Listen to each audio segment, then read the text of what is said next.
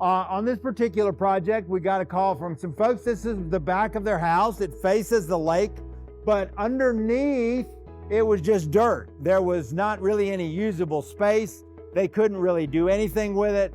They wanted to create a screen porch on the basement level of their house.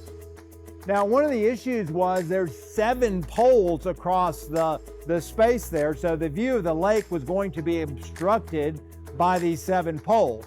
So the first thing we did was we put up a temporary wall to hold up the house.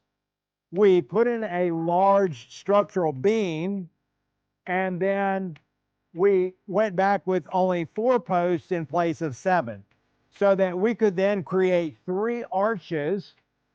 This is the stamped concrete floor, which has a cobblestone look to it. And then we put in 3 arches on the backside of the house facing the lake, an additional arch on each end. The inside and outside of this porch was covered with cedar siding.